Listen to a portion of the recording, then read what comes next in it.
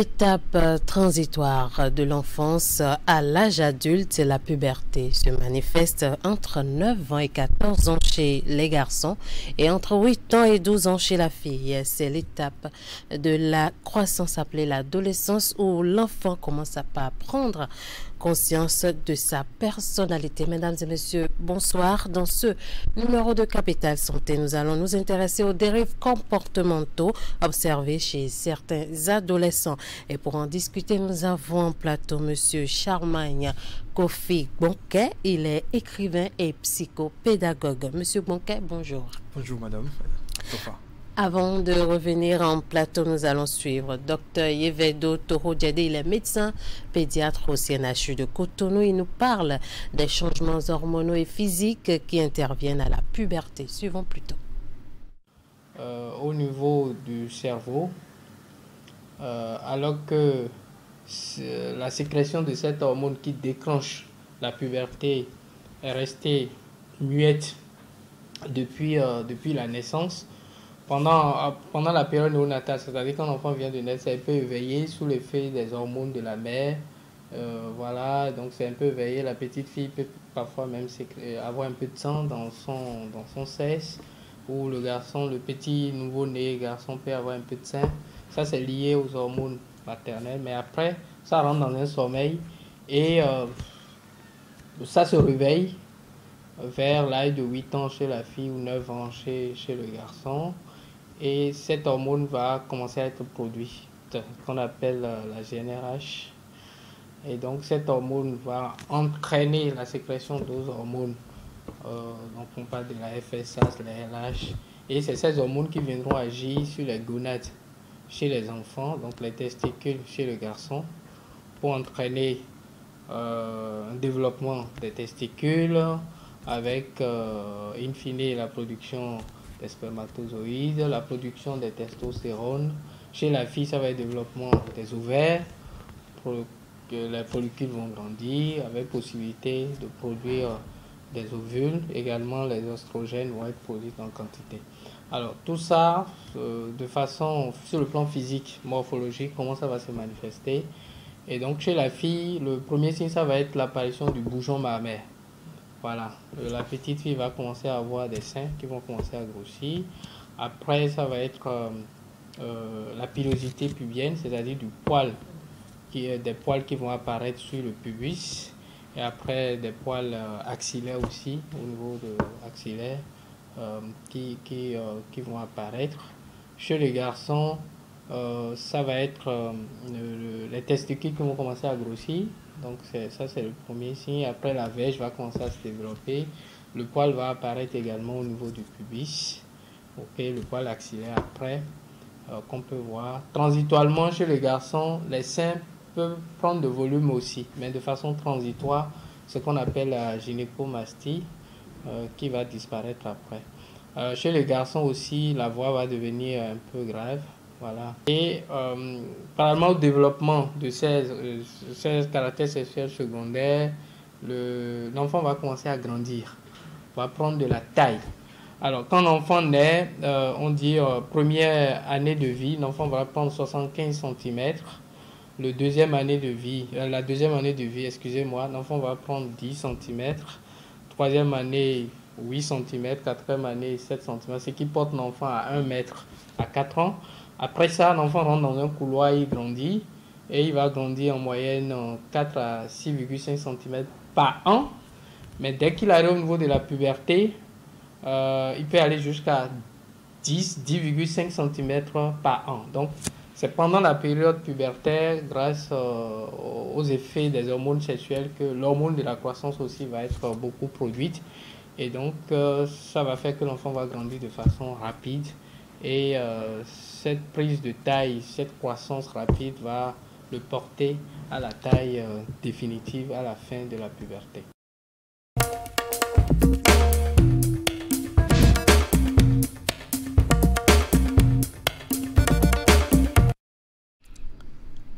Alors, Alors, bonjour Monsieur Bonquet. Bonjour madame. Alors, vous avez suivi un peu avec nous les détails sur les changements hormonaux et physiques qui interviennent à l'âge de la puberté. Est-ce que vous pensez que tous ces changements-là ont un impact sur le comportement des adolescents? Évidemment, le médecin, il a précisé en fait que c'est les hormones qui sont à la base. Déjà la transition, nous avons défini la puberté comme une transition en fait. Voilà. Transition de l'enfance à l'adolescence. Et au cours de cette période, ce qui est fondamental, c'est la sécrétion des hormones. Au départ, c'est visible, mais avec le temps, ça commence à être un peu plus ascendant sur la réalité de l'enfant. Et là où ça influe sur le comportement de l'enfant, c'est surtout dans l'expression de ces hormones-là. C'est-à-dire, l'enfant commence par avoir des sautes d'humeur. Mais sautes d'humeur, ça dépend de l'environnement dans lequel l'enfant est. Et c'est en fonction de ça que l'enfant va réagir avec l'environnement, les gens qui l'entourent en fait. Oui, c'est un peu ça. Alors, quels sont les comportements normaux qu'on peut observer chez un enfant pubère? Entre la période entre l'enfance et l'adolescence, le comportement ne devait pas changer pour autant. L'enfant est respectueux. L'enfant grandit normalement. L'enfant est gentil envers ceux qui l'entourent. L'enfant développe la capacité d'une vie sociale, en fait. Alors, effectivement, quand on parle de saute d'humeur, on peut penser par moments à des moments où l'enfant a cette nervosité-là qui s'exprime sur son visage. L'enfant a envie de se retirer du monde. L'enfant devient plus ou moins taciturne. Voilà les comportements qu'on peut voir chez l'enfant, mais ça ne peut être encadré qu'autour de ça, en fait. Donc, si on remarque ces sauts d'humeur, c'est chose normale parce que oui, c'est chose normale. C'est la puberté. C'est parce que c'est la puberté et parfois c'est indépendamment de sa volonté. Alors, oui. Mais la puberté, est-ce que se manifeste de la même manière chez tous les enfants? D'abord, ça va sur la base du genre. Quand je parle du genre, je parle du féminin et du masculin. On a dit, le médecin a dit que chez les filles, c'est à partir de 8 ans, voire 13 ans, 14 ans. Mais là encore, ça va d'une fille à une autre. Voilà. Ça va de l'alimentation de l'enfant parfois. Ça va des facteurs extérieurs d'excitation du corps de l'enfant. Il y a tout ça qui influe sur la puberté de la jeune fille ou de la petite adolescente. Et c'est pareil pour le garçon. C'est vrai pour le garçon, ça vient tardivement. Ne vous étonnez pas de voir peut-être un garçon qui connaît ces changements-là bien après 14 ans. Donc ça vient plus tardivement chez le garçon que chez la fille. Et comme je l'ai dit, c'est souvent les facteurs qui influencent aussi ça et qui contribuent à un développement précoce, normal ou tardif. Est-ce que cela voudra dire que peut-être dans une famille monoparentale, l'enfant aura tendance à développer des sauts d'humeur ou bien être moins nerveux que dans une famille où tous les deux parents sont présents? Bon, est-ce qu'il peut avoir... Vous avez attiré mon attention sur la famille monoparentale. Là, vous dites que l'enfant est soit uniquement avec la mère ou soit uniquement avec le père. Oui. C'est vrai. La présence des deux parents contribue forcément à apporter chacun de son côté des éléments pour permettre à un enfant d'avoir en fait l'environnement qu'il lui faut. On parle de l'autorité chez le père, on parle de l'esprit maternel chez la mère parce qu'elle est là pour materner, elle est là pour comprendre, elle est là pour être douce en fait. Oui. Effectivement, ça va influencer sur l'enfant. D'abord parce que la présence d'une personne entre les deux n'a pas les mêmes impacts sur le comportement de l'enfant et de sa croissance. Donc forcément, il doit avoir une différence. Mais l'idéal, c'est que même quand l'enfant est dans une famille monoparentale, qu'il y ait les conditions installées par ce seul parent-là pour permettre à l'enfant quand même de s'en sortir. Et cela passe forcément par la communication et la compréhension du rôle du parent absent, que la mère ou le père peut essayer de combler d'une façon ou d'une autre. Voilà. Donc c'est plus un problème psychologique. Oui, en fait, la psychologie fait partie des facteurs d'expression de la puberté. On a le changement physique, et après on a le changement émotionnel et psychologique qu'on met ensemble.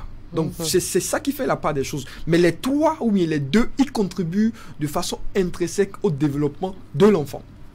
Mais quand est-ce qu'on peut parler d'excès dans les changements comportementaux de l'adolescent, puisqu'on dit que vous avez dit que les sauts d'humeur par moment sont choses normales observées à l'adolescence. Mais d'abord, la première chose qu'il faut remarquer, quelle est la réaction du parent face aux sauts d'humeur de l'enfant? Ça, c'est primordial.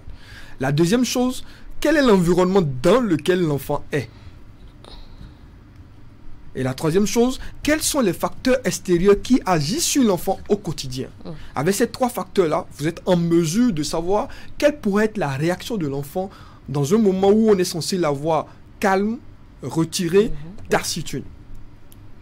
Mais non, dès l'instant où les comportements que vous voyez chez cet enfant adolescent ou en période de préadolescence frisent la violence, ou les comportements anormaux, mais vous vous posez des questions. Parce que c'est pas ça qui est la normale. D'accord. Oui. Alors, vous nous avez vraiment édifié sur la puberté, comment ça se passe. Est-ce que vous pensez que ces changements-là, genre une fille qui se voit, oui, je suis une femme maintenant, j'ai des seins qui posent, j'ai des formes qui se dessinent, je grandis, qui font parfois que ces filles-là ont tendance à tenir tête. Je dirais tenir tête aux parents. L'hormone agit, on est d'accord. Mais ça n'implique pas forcément l'impolitesse. Parce que dès qu'un enfant, vous allez voir, les enfants, ils ont cette facilité-là d'agir de façon croissante. C'est-à-dire que quand ils agissent une première fois, et qu'il y a une condescendance, ou bien quand il y a une reprise automatique, ou bien quand la punition est réagit en fonction de la réaction de l'enfant, l'enfant se retire. Il se dit en fait ce que je viens de faire, ah non, ça ne peut pas être bien pris à la maison. Et il grandit en se conformant à cette réalité familiale-là. Maintenant, dès que dans les premiers moments, pas cette facilité de certains moments, je veux dire, de dire bon, c'est la puberté, ça vient de commencer, on va essayer d'être compréhensif. Non, l'enfant profite de là, il agit autrement. Voilà. Donc, j'estime qu'on doit trouver le juste milieu entre la rigueur, la compréhension. C'est ce qui est important pour moi. Alors, vous avez abordé le mot tout à l'heure, impolitesse, et par rapport à ça, nous allons suivre cet élément. Ok.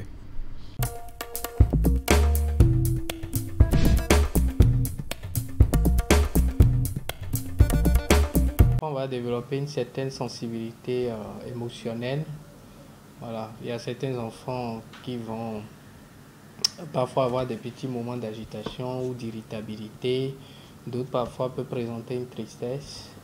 Et l'enfant peut s'inquiéter de cette transformation corporelle qu'il ressent, qu'il voit.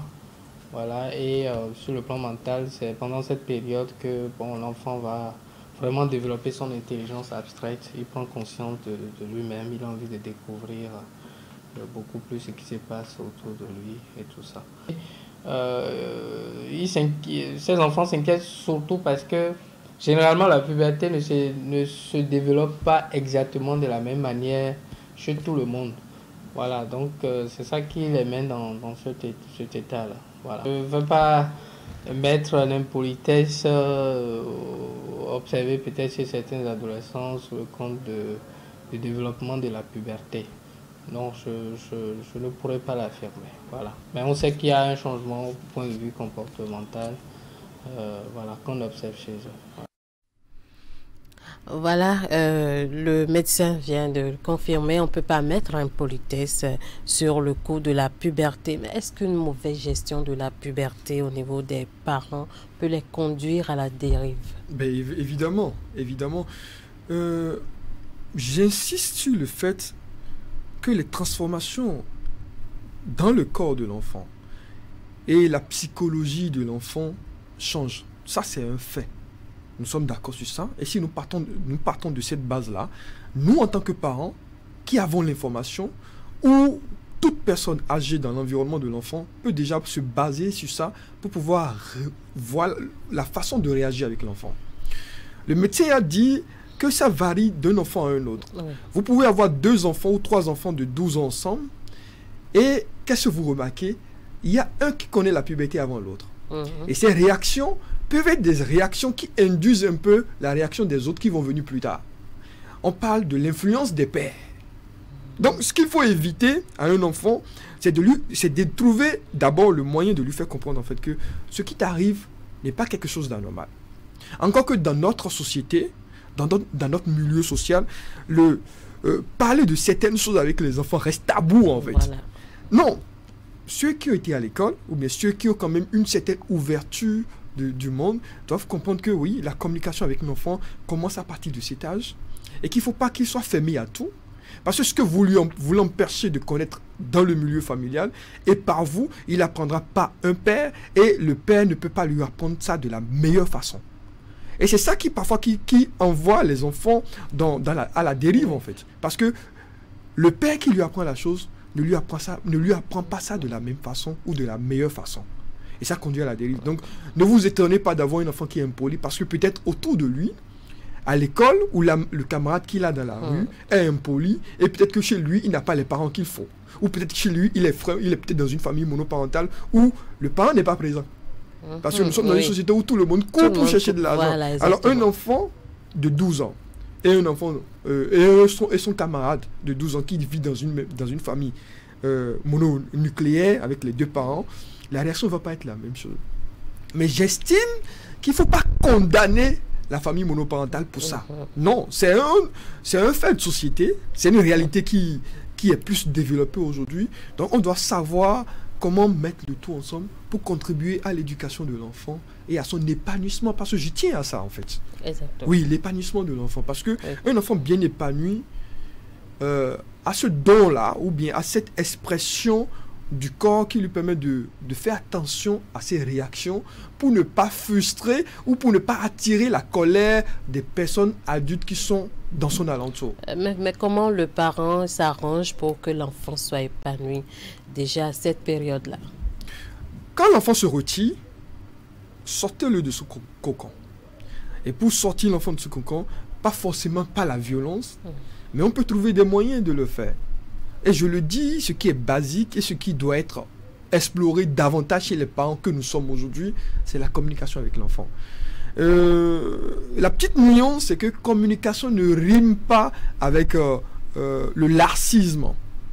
Non, non, non, non, non. La communication avec l'enfant ou l'adolescent ne rime pas avec le laxisme. Et que même quand vous communiquez avec l'enfant et que la réaction que l'enfant doit avoir ne va pas avec les comportements acceptés dans l'environnement, il faut réagir aussitôt. Exactement. Et il faut savoir, après les réprimandes, faire revenir la communication à la table, faire revenir la liaison qu'il doit avoir entre père et enfant ou adulte et enfant.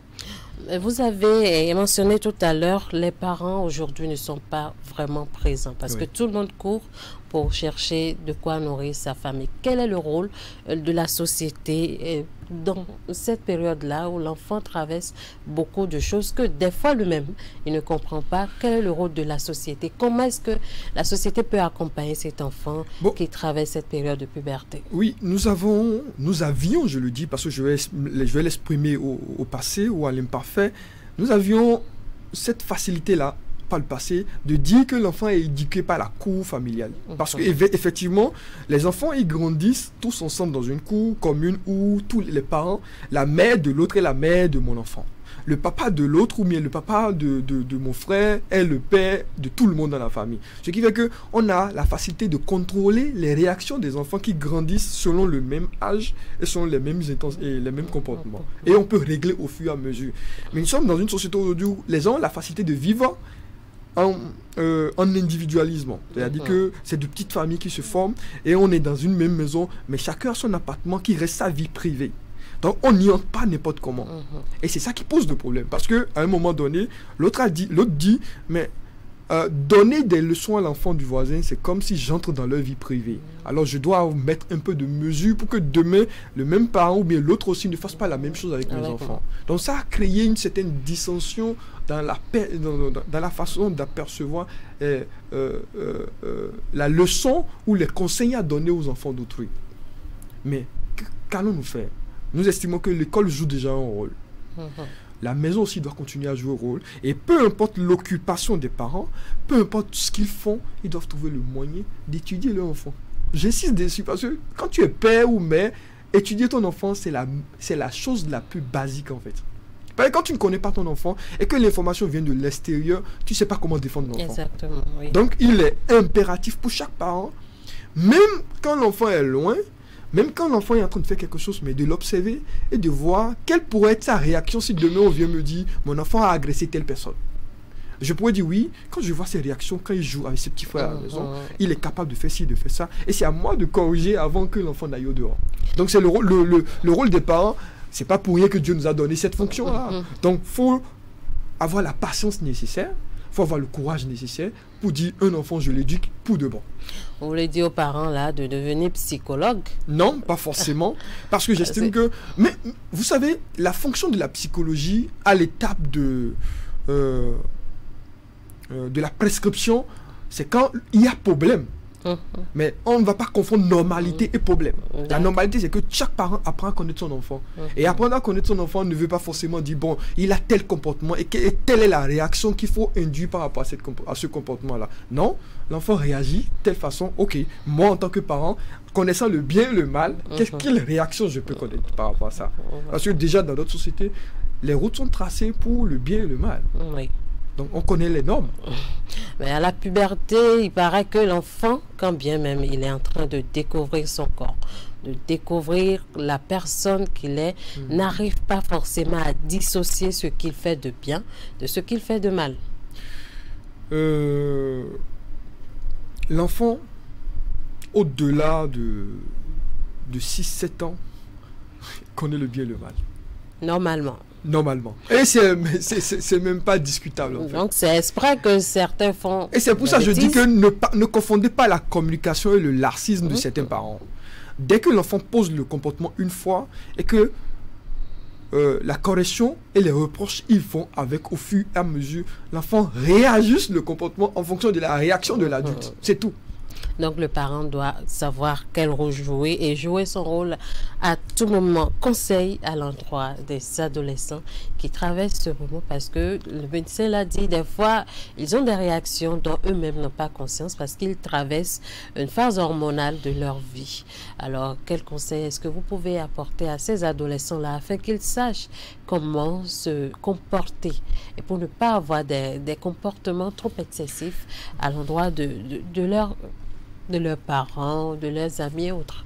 D'accord. La première réaction, en termes de conseil, c'est de dire à ces adolescents-là que les changements qu'ils observent au niveau de leur corps, ces changements-là sont tout à fait normaux. Ça, je commence par là. Deuxième chose, les réactions, les colères, la tristesse qui vient parfois, ces réactions-là aussi sont normales. Mais qu'il est impératif pour eux de se rapprocher de l'aîné s'ils ont des inquiétudes pour avoir des conseils. Et les meilleurs conseillers qui existent, ce sont vos pères, vos mères et les parents les plus proches. Alors, merci beaucoup à vous. Voilà, nous sommes, disons, à la fin de cette émission. Si vous avez un mot de fin à l'endroit de la société, des parents et autres. Nous sommes dans une société aujourd'hui où la complaisance a tendance à prendre du large, en fait. Ça nous entoure.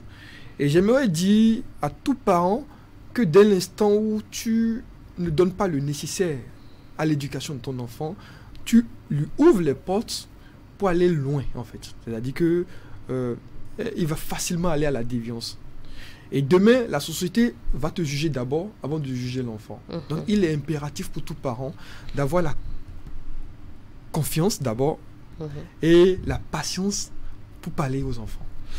Merci à vous, monsieur Charlemagne Kofi Bonquet. Je rappelle que vous êtes écrivain et psychopédagogue. Vous nous avez édifié sur cette période de la puberté, surtout sur les comportements que beaucoup jugent excessifs et qui de la part de ces adolescents qui traversent ce moment très capital de leur vie. Nous sommes donc intéressés aujourd'hui à la puberté. Merci de nous avoir suivis. Merci à toutes l'équipe technique et on rappelle que la puberté et sa gestion relèvent principalement des parents les plus proches, le père, la mère, les oncles, les tantes, pourquoi pas de certains amis qui ont déjà un âge plus avancé que soi, si je ne me trompe pas. Alors, merci à vous tous de nous avoir suivis. À bientôt. C'était un plaisir.